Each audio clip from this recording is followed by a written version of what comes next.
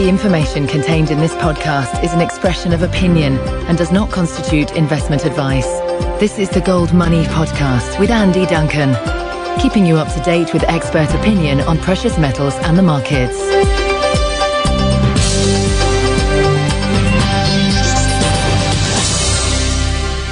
Today, on Wednesday, November the 21st, I'm speaking to Godfrey Bloom, who's the UK Independence Party member of the European Parliament representing Yorkshire and North Lincolnshire. He's also a member of the EU Parliament Economic and Monetary Affairs Committee, and best of all, he's chairman of the Parliamentary Mises Book Club. Good afternoon, Godfrey. Good afternoon to you.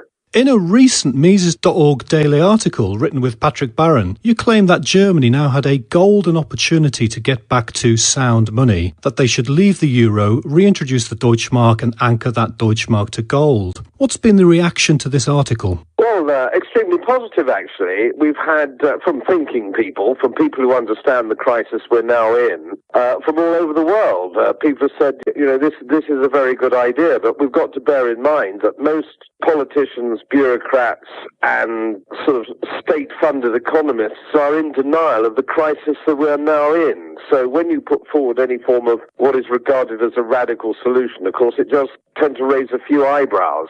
James Turk, Eric Sprott and various others have suggested that German gold may actually have been leased out by Germany's former occupying allied powers of the UK, the US and France, and that this gold may have disappeared. Have you read anything about these claims, and if so, what do you think of them? Well, I've been sort of looking at this aspect for several years, and I have to say, sadly, I'm none the wiser for it. There are certain things I don't understand that sort of guide me onto suspicion, as it were. Why can't there be an open audit of gold that is held, certainly in the United States? I don't understand why an audit isn't perceived to be a perfectly reasonable request. I mean, if I was holding any commodity, whether it was gold or anything else, it doesn't matter. If I was holding that either in a bank or certainly in a bank in a foreign country, I would expect to be able to have access to an audit of that at periodic intervals, and we've seen no audit, I think, now since 1971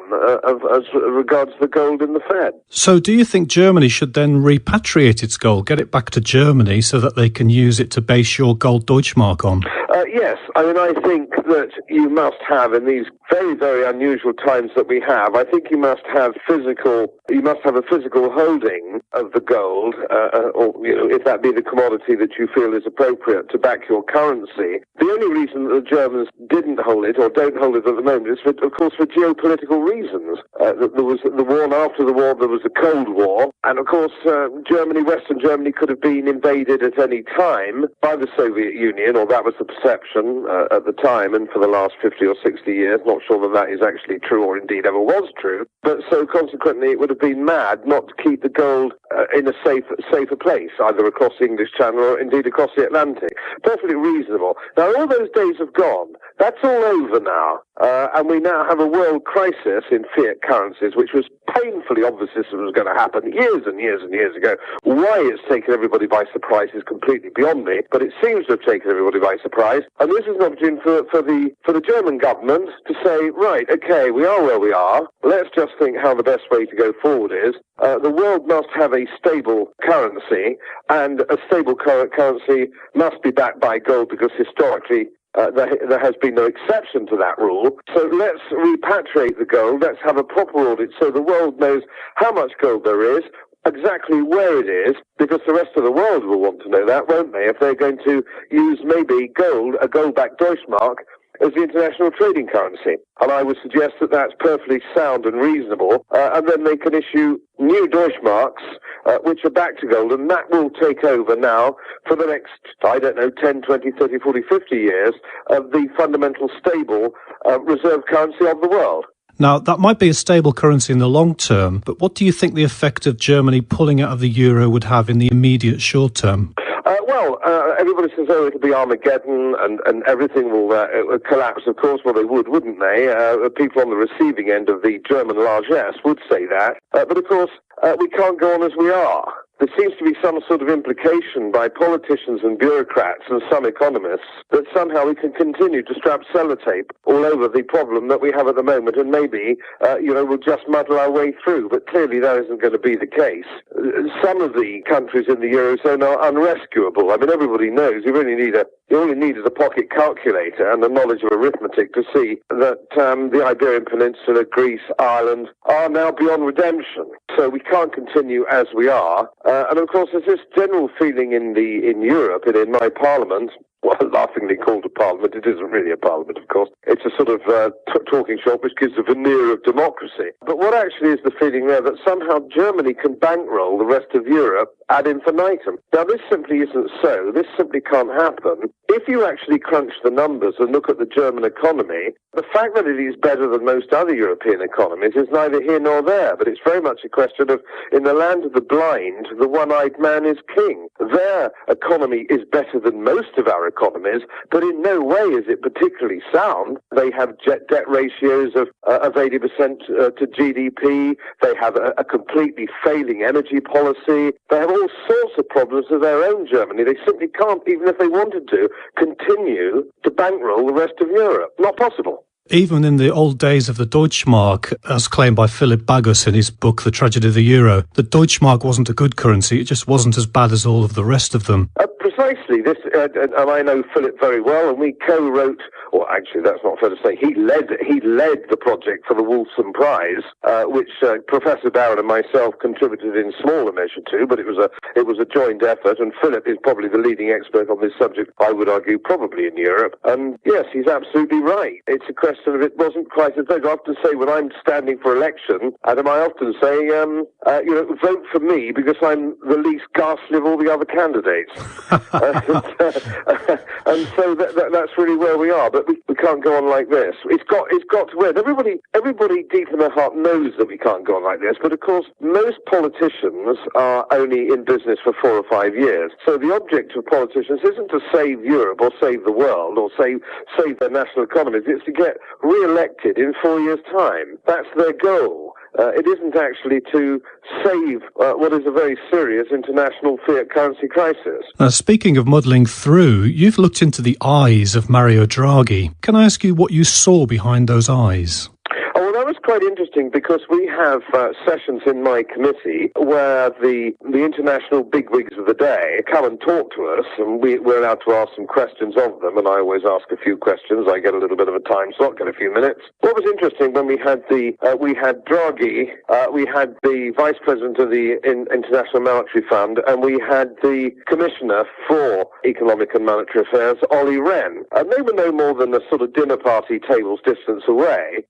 A number of questions were being asked, and I think somebody actually made the point, is it not index as far as the euro is concerned, or certainly as far as Greece is concerned? They are not bailoutable, as it were. And it was interesting because if you read the transcripts, it was all very bland, but if you actually there and saw the body language, there was no question about it, but the IMF and Draghi, the ECB, know it's over. They know it's over. And you could see that in their eyes and their body language. The only person who couldn't accept that it was over was Olli Rehn, the Commissioner for Economic and Monetary Affairs. And of course, he's a politician, and the European Union and the Eurozone isn't like anything really, I think, that the world has seen, certainly the modern world's ever seen. This is a political ideal teetering on religion. There is a religious fervour for the European Union and the Eurozone amongst the political elite. And so they do not mind how many youngsters are unemployed in the Iberian Peninsula, which is over 50% now. They don't care that pensions aren't being paid in Greece. They don't care that there are riots on the streets.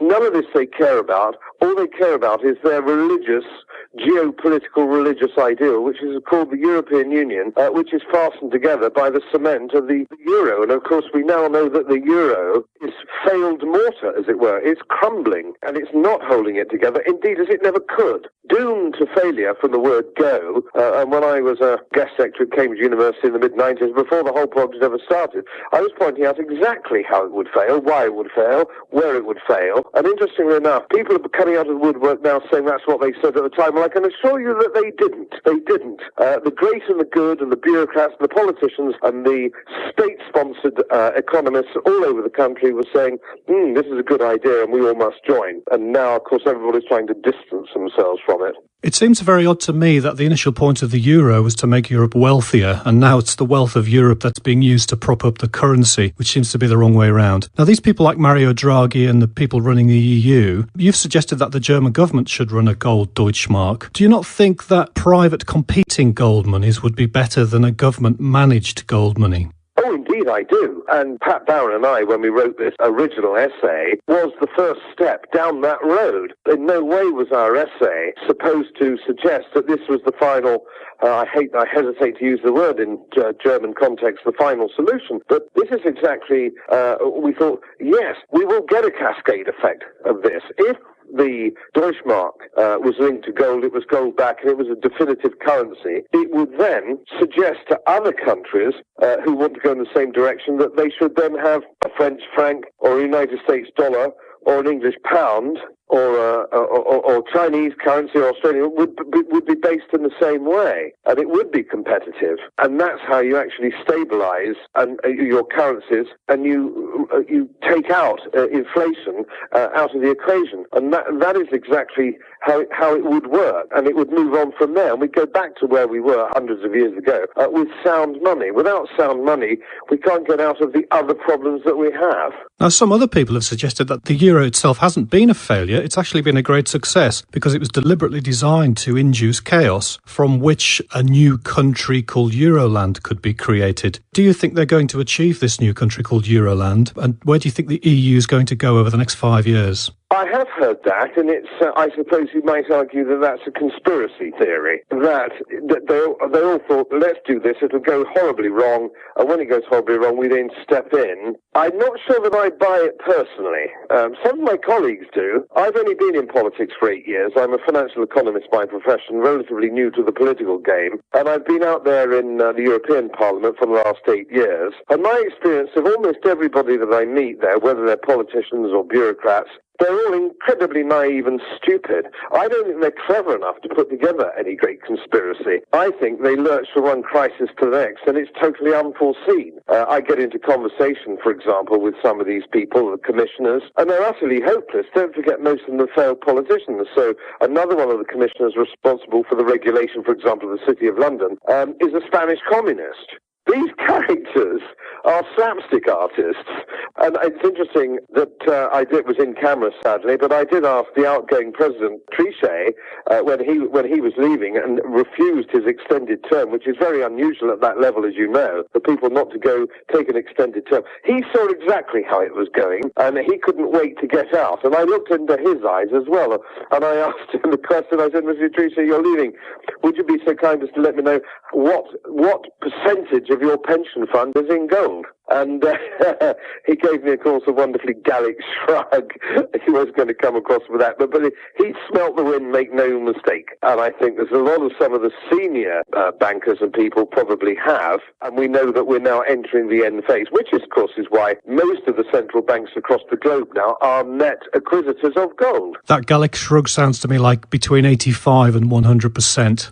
Yeah, I would suggest that too, yeah. So you paint quite a picture of chaos there in the EU Parliament. Do you think the EU is going to survive? Will it disintegrate, do you think?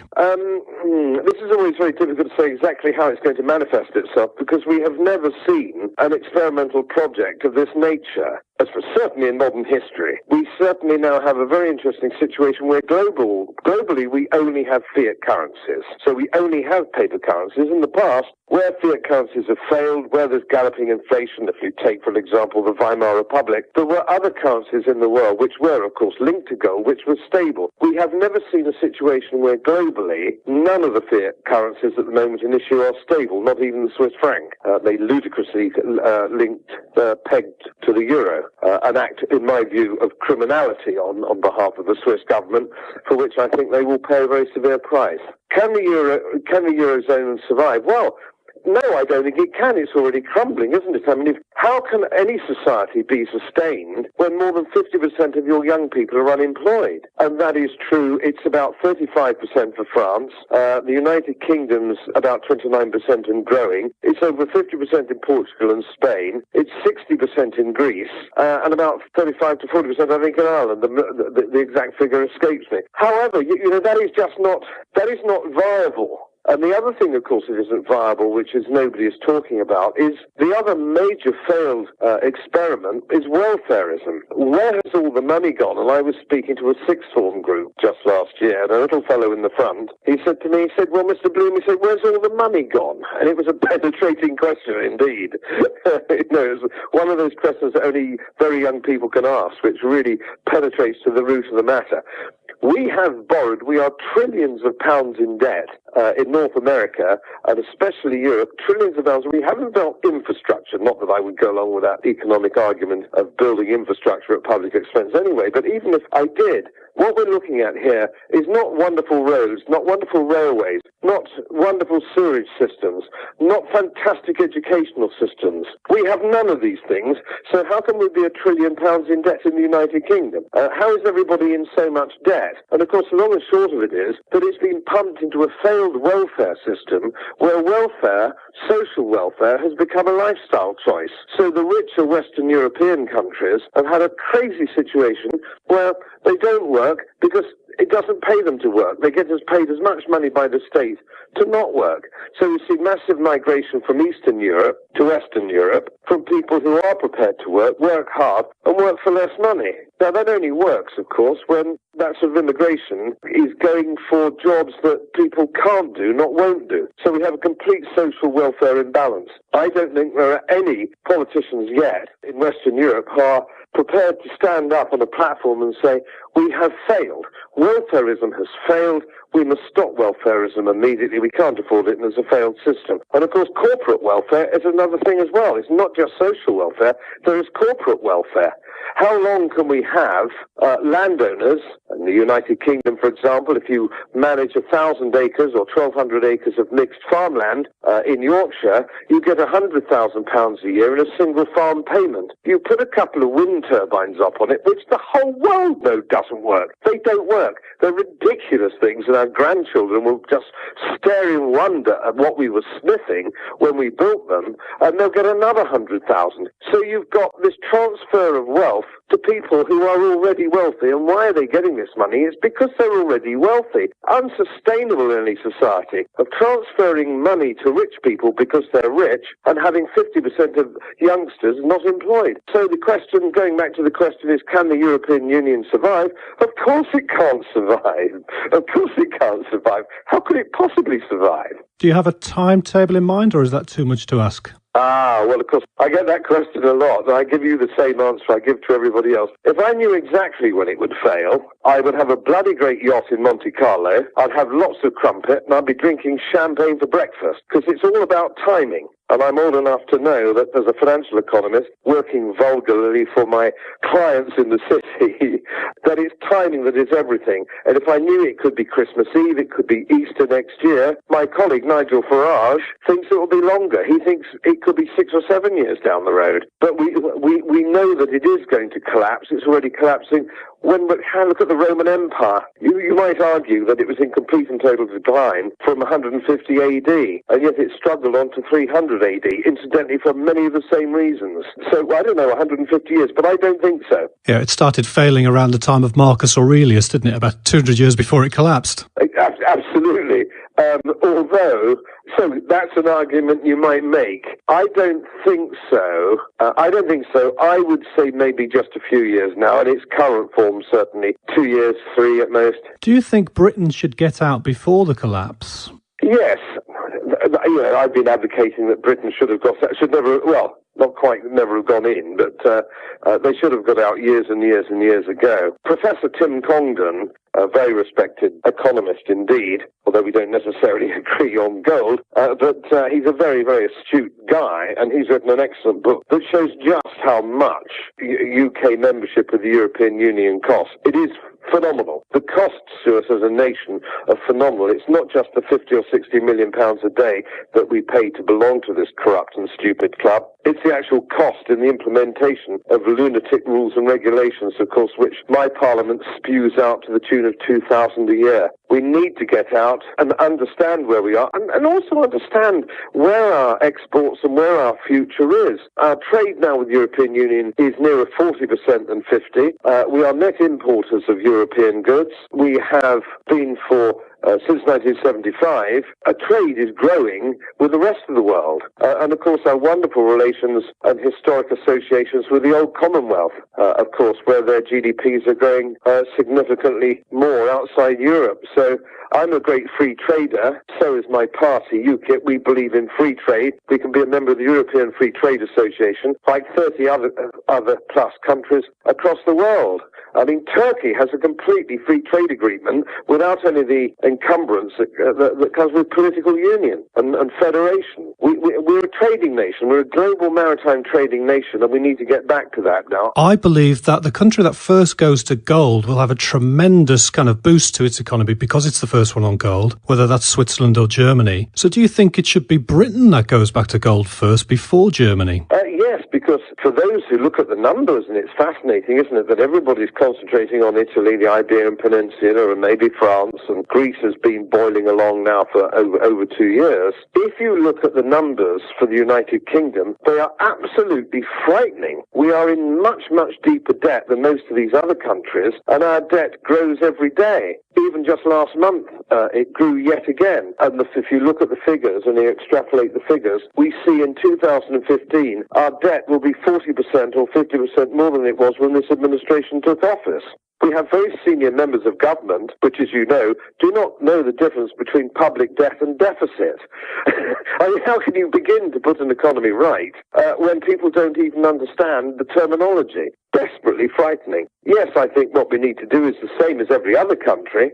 We must get back to hard money, but to get back to hard money, you have to be honest with the people. And of course, if you look at the 2010 election, there were the three main parties, the three main debaters on television. Nobody was telling the truth about how deeply the country was in debt and how serious the situation was. They were pecking at it. I mean, David Cameron suggested that we needed to cut spending by $6 billion. I mean, how out of touch can you be? And that's a bit like being 2 years behind with your mortgage and cancelling your Sunday paper. It ain't going to help. So until we prepare the nation for the hardships that are ahead of them, in the same way, of course, that Churchill did in 1940, he didn't promise very much except blood, sweat and tears and a very hard time. And he was right. He was honest. And the British people respond, in my view, very well if you're honest with them and say this is going to be tough. But at the moment, we have an electorate in the United Kingdom and Western Europe and North America who do believe that there's a free lunch. There is something for nothing, and they can go on in this way. If you think the post-war baby boomers, if you think about them, we've had no wars. My age, my responsibility, my generation's falls at 62, 63. No wars. We've had steady GDP growth across the globe now for something like 60 years. How can it be that we are £1 trillion in debt? That we've left our children and our grandchildren with this terrible problem, and we're still not apologising. And as I say, far too much of it, it's over £100 billion a year in welfare. Never mind 60 billion in quangos. Lord only knows how much of this is just being flushed down the lavatory, and still nobody's even talking about it. Honesty, we've got to have some honesty from our politicians. Now, you're a student of the Weimar Republic, and with a British political establishment who think that austerity is cutting the growth in deficit spending, do you think we're entering a pre-hyperinflationary position? Well, that's a very good and very difficult question, but certainly two things that I would make mention of there, and it's something that the public media doesn't understand, something that the BBC doesn't understand, or indeed the BBC understand very little, but austerity isn't an economic project. Austerity isn't anything other than a reaction to failed economic policy. That's what austerity is. Austerity is simply trying to rein back when you have spent too much. Now, of course, we don't have austerity at the moment because public spending is flatlining. Public spending is round about exactly the same as it was last year. So the debt goes up and the deficit stays round about the same. So although the the perception is if you stop and you ask your man on the Clapham omnibus whether the government is cutting spending, he will say, yes, he is cutting spending. But of course, the truth of the matter is, if you look at the Treasury's own statistics, he isn't. A, we don't have austerity, and austerity is not an economic policy. And the last bit of your question, will it lead to inflation? Must the current situation lead to inflation? Well, quantitative easing to the tune of £350 billion, which we've had in the last 2.5 years, is extraordinary. It's extraordinary. It's counterfeit. It's absolutely an amazing situation that you can produce £350 billion as you turn those electronic printing presses. They don't print it anymore, of course, they just create it electronically, and assume that by degrading your currency you can't have inflation down the road is madness. Of course there will be inflation, and I think it will be followed by a short period of deflation as the system starts to implode on itself, deflation, and then I think it will burst into inflation when people realize that the currency has been completely degraded. There's no other way that this can work. Any historical perception of this, and any look back at, you can see whether it's Weimar Republic or Hungary after the war or Argentina at the turn of the century, 2 turns of the century actually, you might argue. Yeah, this is how it must happen, because if you degrade currency, you must get inflation. That's how the machine works. That's quite a complex picture you paint there. Now, to bet you for your boat in Monte Carlo, is that going to unfold within 10 years or after 10 years? I would say all these things must happen before 10 years. They must happen before. There's significantly, I would say, a shorter time scale than 10 years. I mean, for my sins as a young man, I was a soldier, and I used to sit on the inner German border with 4th Armoured Div, and looking at that barbed wire and looking at the machine gun nests and all the rest of it, and doing my Soviet studies course on how many tanks they had and how many people they had. It all looked pretty awesome and formidable. Who would have believed that a few decades later that the whole thing collapsed? And it collapsed in weeks. It didn't sort of hemorrhage like the Roman Empire, which you cleverly pointed out, took 150 years, quite right, to hemorrhage away, to gently decline. The Soviet Union disappeared in a matter of weeks. And I think you'll find that that's how it will work with the European Union. I think it will suddenly go in a matter of weeks, and out of it will probably come some sort of northern European trading or financial syndicate, which will consist of Germany, Holland, and Denmark, perhaps. There'll be that little corner, and the rest of Europe will break down into different sorts of pockets. And we'll go back to I think we'll probably find that we've gone back to a pre-Great War scenario when you look out those old school atlases of pre-1914 and you see those sort of old Austrian-Hungarian influences and the French and Germany, which is a relatively new state in its own right, of course, only put together by Bismarck in global historical terms. Germany is a new country.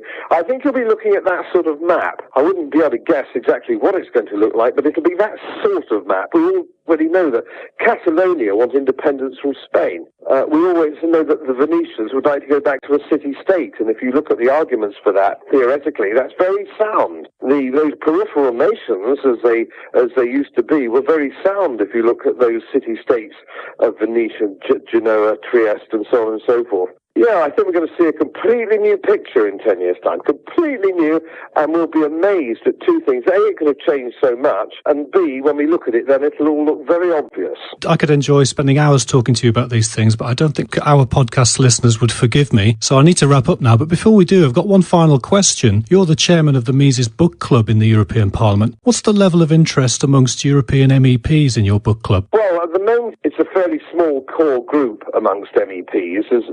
There's only about probably 6 or 7 who are, I wouldn't say true believers, but simpatico. But it's growing very strongly amongst the researchers, the young researchers out there across political parties who can understand that we have a system which is failing, and maybe there is a new system, maybe there's a new way out, and they're turning to the Austrian concepts, I think, in ever-growing numbers. And for the first time, I've arranged for 2 Austrian students to come from America to spend an internship with us, and we had our first internship with 2 of our interns going over to Alabama in the summer. We're necessarily exchanging people, and nothing grows an idea than young people talking about it. That sounds excellent, and that sounds like excellent work that you're doing for the cause of Mises. Anyway, thank you very much for your time today, Godfrey Bloom. A great pleasure indeed. Thank you for talking to me. Subscribe to the Gold Money newsletter at www.goldmoney.com to receive email updates on new articles, videos, and iTunes podcasts from our Gold Research section.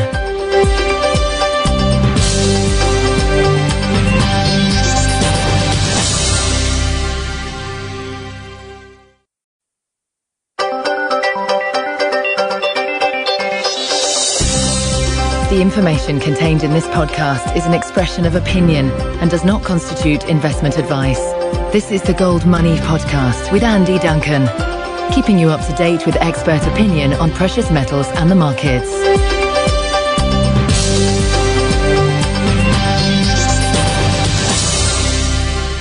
Today, on Wednesday, November the 21st, I'm speaking to Godfrey Bloom, who's the UK Independence Party member of the European Parliament representing Yorkshire and North Lincolnshire. He's also a member of the EU Parliament Economic and Monetary Affairs Committee, and best of all, he's chairman of the Parliamentary Mises Book Club. Good afternoon, Godfrey. Good afternoon to you.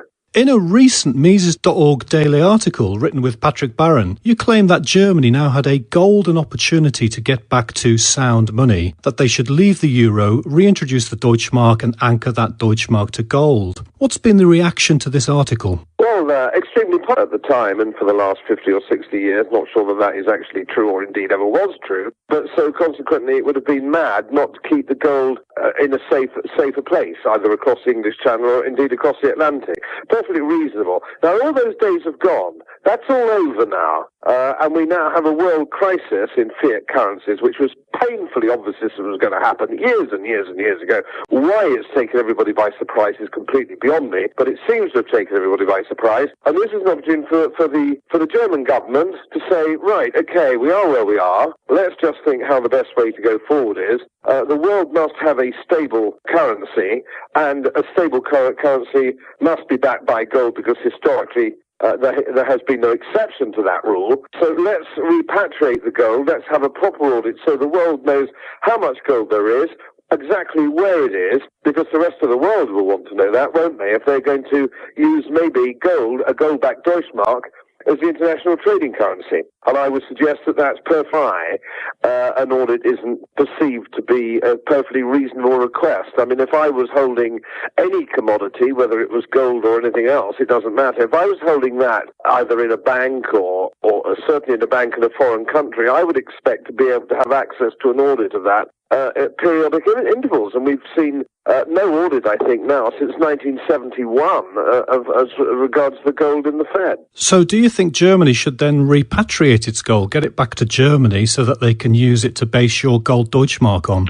Yes. I mean, I think that you must have, in these very, very unusual times that we have, I think you must have a physical holding of the gold, or, if that be the commodity that you feel is appropriate to back your currency. The only reason that the Germans didn't hold it, or don't hold it at the moment, is, of course, for geopolitical reasons. There was the war, and after the war, there was the Cold War. And, of course, Western Germany could have been invaded at any time by the Soviet Union, or that was the perception, they sound and reasonable, and then they can issue new Deutschmarks, which are back to gold, and that will take over now for the next, 10, 20, 30, 40, 50 years of the fundamental stable reserve currency of the world.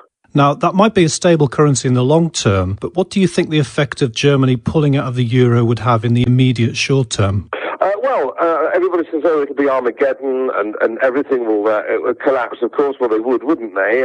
People on the receiving end of the German largesse would say that. But of course, we can't go on as we are. There seems to be some sort of implication by politicians and bureaucrats and some economists that somehow we can continue to strap sellotape all over the problem that we have at the moment, and maybe, we'll just muddle our way through. But clearly that isn't going to be the case. Some of the countries in the Eurozone are unrescuable. I mean, everybody knows you only need a pocket calculator and the knowledge of arithmetic to see that the Iberian Peninsula, Greece, Ireland are now beyond redemption. So we can't continue as positive, actually. actually, we've had, from thinking people, from people who understand the crisis we're now in, from all over the world, people have said, this is a very good idea, but we've got to bear in mind that most politicians, bureaucrats, and sort of state-funded economists are in denial of the crisis that we're now in. So when you put forward any form of what is regarded as a radical solution, of course, it just tends to raise a few eyebrows. James Turk, Eric Sprott and various others have suggested that German gold may actually have been leased out by Germany's former occupying Allied powers of the UK, the US and France, and that this gold may have disappeared. Have you read anything about these claims? And if so, what do you think of them? Well, I've been sort of looking at this aspect for several years, and I have to say, sadly, I'm none the wiser for it. There are certain things that I don't understand that sort of guide me onto suspicion, as it were. Why can't there be an open audit of gold that is held, certainly in the United States? I don't understand why